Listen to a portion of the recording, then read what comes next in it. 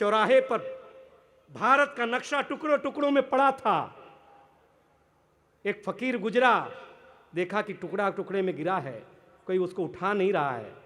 उसने उठाया तो एक आदमी, नेताजी ने पूछा कि क्या करोगे? बोले घर ले जाएंगे। बोले घर ले जाके क्या करोगे? बोले इसे संभाल के रखेंगे। बोले नहीं नहीं, घर पे ले जाके क्या करोगे मुझे पता नहीं, ये नक्शा अगर तुम सम्मान करते हो तो यहीं जोड़ दो। उस फकीर ने 5 मिनट में उस भारत के नक्शे को जोड़ दिया। नेता हैरान थे, बोले हम ये काम बहुत वर्षों से करना चाह रहे लेकिन कर नहीं पा रहे हैं, आपने कैसे किया?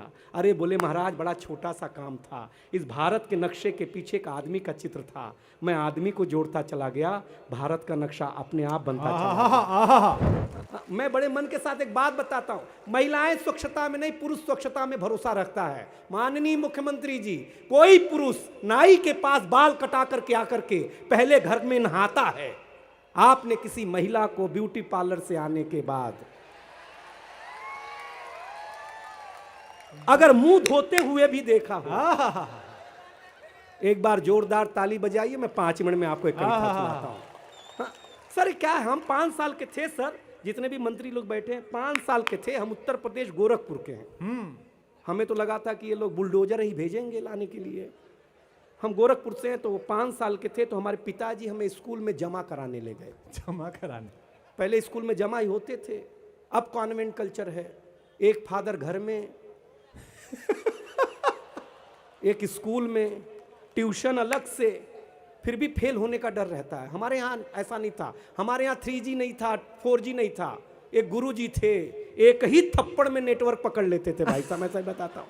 हमारा जमाना क्या था, ऐसा बगीचे में सर लगा हुआ, ऐसे मास्टर साहब बैठे, ऐसे हम खड़े, ऐसे मेरे पिताजी खड़े, तो मास्टर साहब ने पिताजी से पूछा किसका लड़का है? तो हमारे पिताजी भावुक हो गए, बोले मास्टर साहब आपका ही है। अब हम टेंशन में कि जिसको हम 5 साल से बाप समझ रहे हैं वो तो हमारे है नहीं यार, हमारे पिताजी तो मास्टरी कर रहे हैं। तो हमने पिताजी से पूछा, आप हमारे पिताजी नहीं हो तो हमारे घर में क्या कर रहे हो? बोले बेटा ये संस्कार बस कहना पड़ता है। अब हम संस्कार समझ गए। मास्टर ने रजिस्टर में नाम लिखा, हमसे पूछ लिया किसके पिताजी हैं? हमने कहा सर आपके ही हैं। जब हम आपके बेटे हो सकते हैं तो ये भी तो आपके बाप हो ही सकते हैं। सर पहले दिन ही स्कूल में एक इंस्पेक्टर जांच करने आया, खचाखच बच्चे देखे जैसे यहाँ हैं। हैरान हमारे उत्तर प्रदेश में, क्योंकि हमारे उत्तर प्रदेश में बच्चे होते नहीं।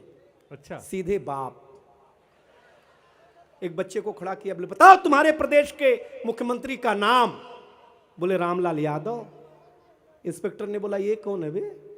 बच्चे ने कहा पिताजी का नाम है, 5 साल से घर नहीं आए तो मुझे लगा यही होंगे।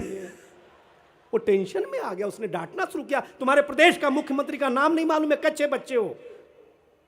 बच्चे ने कहा मास्टर जी बात रहे थे। ये मास्टर जी आए, बोले क्लासरूम में बैठ जाओ, शाम को 10-10 रुपया मिलेगा, अब ये बताओ तुम दोगे कि कोई और देगा? मास्टर पगला गया। उसने, इंस्पेक्टर ने मास्टर को डांटना शुरू किया, क्या करते हो, बच्चे असली नहीं है। मास्टर ने कहा देखो साहब असली तो हम खुद ही नहीं हैं, असली हमारे पिताजी हैं, वो मुकदमा लड़ने गए हैं। उन्होंने बोला जाके संभाल दे, तो संभालने के चक्कर में हम पहली बार आए हैं। सर इंस्पेक्टर का माथा बनाया, हेडमास्टर की कैबिन में गया, बोला किस बात की सरकार तनख्वाह देती है, ना बच्चे असली न मास्टर असली है। तो हेडमास्टर साहब ने 10,000 की गड्डी निकाली, व्यंग हाथ से दोनों पिरो करके परोस दूं तो ताली और मुस्कुराहट दोनों मिले। बोला साहब 10,000 की नोट निकाल करके इंस्पेक्टर के हाथ पे रखते हुए बोला देखो साहब मैं भी असली हेडमास्टर नहीं हूं, असली हमारे बड़े भैया हैं, वो खेत में काम कर रहे हैं। उन्होंने बोला कि इंस्पेक्टर आएगा उसके हाथ में 10,000 की नोट रखना, बिना कुछ बोले सारी फाइलों पे साइन करके निकल लेगा, अगली बात अच्छी लगे तो बताना। इंस्पेक्टर ने 10,000 रुपया लिया और बोला देखो ये तो मैं था कि जो 10,000 में मान गया, कहीं असली वाले साहब आते, इसके बाद पे एक एक हाथ खड़ा हो जाएगा, क्योंकि वो उत्तर प्रदेश था।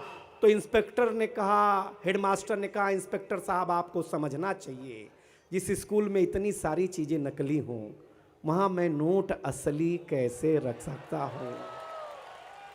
उस व्यवस्था में मैं कविता सुना रहा हूं, क्योंकि कविता का रंग जब हरिवंश राय बच्चन की कलम में उतरा तो उन्होंने लिखा, रंग बरसे भीगे चुनर वाली, ये रंग आस्था की चौखट पर आया तो मीरा ने गाया, श्याम पिया मोरी रंग दे चुनरिया, ऐसी रंग दे कि रंग नहीं छूटे रामा, तो भी याद होए चाहे सारी उमरिया। ये रंग फिल्मी पर्दे पर आया तो सुनील दत्त साहब ने कहा कि रंगा और नूर की बारात किसे पेश करूं, ये मुरादों की हंसी रात किसे पेश करूं। ये रंग शायरी में आया तो शायर ने लिखा, इसी रंग रंग में रंग है, तुझे रंग रंग में रंग दिया, मेरा रंग आया है रंग पर, तेरा रंग चढ़ के उतर गया। ये रंग कविता में आया तो कवि ने लिखा, इस रंग बदलती दुनिया में मैं रंग बेचता हूं। और अंतिम बात पर एक हाथ खड़ा करना, ये रंग जब 18 साल के नौजवान के सर चढ़ करके बोला तो गली गली में भगत सिंह ने गाया, मेरा रंग दे बसंती चोला माए, मेरा रंग दे बसंती चोला।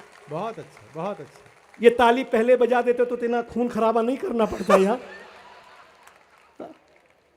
हार्ट अटैक आने जैसी परिस्थिति हो गई थी यार। आप समझते नहीं हो यार, ये मुख्यमंत्री जी समस्या ये है, हम भारतीय लोग हैं, भारतीय आदमी की आदत होती है कि वो सत्यनारायण भगवान की कथा अगर 10वीं बार भी सुन रहा हो तब भी जब तक पंडित ना कहे कि अध्याय समाप्त हुआ तब तक वो अक्षत फूल नहीं छोड़ता है, क्योंकि वो ठीक से सुन ही नहीं रहा होता है। तो मैं आपको बता दिया करूंगा कि अध्याय कहाँ समाप्त हुआ, वहीं ताली ठोक देना। एक अंग्रेज आया, बोला क्या तुम्हारा हिंदुस्तान? हम तुलसी माता के पौधे के पास ले गए, हमने कहा ये हमारी अम्मा है। उसने उखाड़ करके पत्ते पत्ते अलग कर दिए, हमारे अंदर का छत्तीसगढ़ जगह, हम उसको एक खुजली के पेड़ के पास ले गए। हमने कहा पिताजी से मिलो। उसने पिताजी को उखाड़ा, पिताजी ने ऐसा कार्यक्रम दिखाया, अध्याय समाप्त हुआ। हाँ, मैं अंतिम रूप से बहुत अच्छे। हाँ, डॉक्टर कुमार विश्वास जी हैं सर, इतना पैसा ले रहे हैं ये, हम अगली साल भी आ जाएंगे, हमारा बड़ा कम बजट है। ये बहुत ले रहे हैं सर, क्या बताएं, लेकिन फिर भी ये बचे हुए हैं ईडी से, सीबीआई से। हाँ, क्योंकि ये जो लेते हैं टैक्स भरते हैं, टैक्स न भरें अगर वो चाह लें तो हो जाएगा, क्योंकि उनके चाहने पे सब निर्भर है। मैं तो भक्त हूं। हाँ, आप तो ऐसे शांत हो गए। डॉक्टर साहब ने बोला था जहां कभी ऐसा कुछ बोले कि आपको लगे, उनके बात का प्रभाव पड़ता है यार। आप शांत हो गए, ऐसा शांत मत होइए, हम महासागर हैं, हम कुछ अलग सुना देंगे। बहुत अच्छा लग रहा है, लेकिन आपके यहाँ कविता बहुत अच्छी सुनी जाती। पहली कविता बो रहा हूं जो घर घर की बीमारी है, बहुत अच्छी कविता है वो। और डॉक्टर साहब का, रामेश्वर वैष्णव जी, ये बहुत अच्छे आदमी हैं। ये मुझे बहुत जमाने से कांकेर पहली बार हमको बुलाए थे और बोले थे बस से आ जाना और बस से चले जाना। हम आज तक बस में हैं। हाँ, सही बता रहे हैं। हाँ, देखिए दुनिया मोबाइल आजकल मोबाइल एक इजाद किया हुआ विज्ञान ही नहीं है। बापू चिन्मयानंद जी ने कहा था कि आज दिनेश वो कविता तुम सुनाना। मयंक जी को धन्यवाद देता हूँ कि आज उन्हें लेके आए। संत सामने होता है तो अच्छा लगता है मुझे, क्योंकि हम तो बताएं महाराज जी, हमारे यहाँ कुंभ का मेला लगता है इलाहाबाद में, तो हमारी पत्नी को हम लेके गए, हमारी बीवी जैसे ही डुबकी लगा के बाहर आई तो एक नागा बाबा दिख गए। वो बाबा के पीछे पड़ गई, बाबा आशीर्वाद दे दो मेरा पति कवि हो जाए, माननीय मुख्यमंत्री के सामने सुन लिया जाए, बाबा आशीर्वाद दे दो इसे अच्छे पैसे मिले। बाबा 10 मिनट सुना, 15वें मिनट में भड़क गया। वो बोला मैं नागा बाबा हूं ही नहीं, मैं नहाने गया था, किसी ने कपड़े चुरा लिए हैं बच्चा।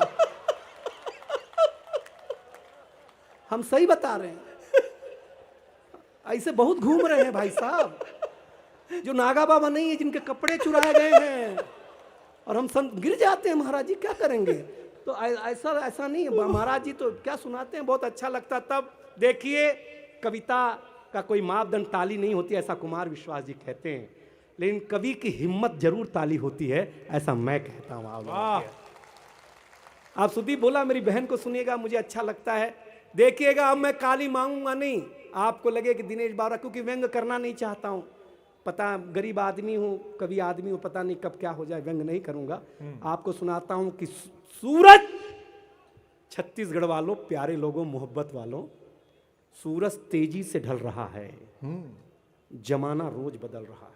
वाह। एक चौराहे पर भारत का नक्शा टुकड़ों टुकड़ों में पड़ा था। एक फकीर गुजरा, देखा कि टुकड़ा टुकड़े में गिरा है, कोई उसको उठा नहीं रहा है। उसने उठाया तो एक आदमी, नेताजी ने पूछा कि क्या करोगे? बोले घर ले जाएंगे। बोले घर ले जाके क्या करोगे? बोले इसे संभाल के रखेंगे। बोले नहीं नहीं, घर पे ले जाके क्या करोगे मुझे पता नहीं, ये नक्शा अगर तुम सम्मान करते हो तो यहीं जोड़ दो। उस फकीर ने 5 मिनट में उस भारत के नक्शे को जोड़ दिया। नेता हैरान थे, बोले हम ये काम बहुत वर्षों से करना चाह रहे लेकिन कर नहीं पा रहे हैं, आपने कैसे किया? अरे बोले महाराज बड़ा छोटा सा काम था, इस भारत के नक्शे के पीछे एक आदमी का चित्र था, मैं आदमी को जोड़ता चला गया, भारत का नक्शा अपने आप बनता चला गया। चाहे फकीर हो चाहे राहुल गांधी, अगर भारत को जोड़ रहे हैं तो तालियां बजनी चाहिए, चाहे वो नक्शा हो चाहे वो देश हो साहब।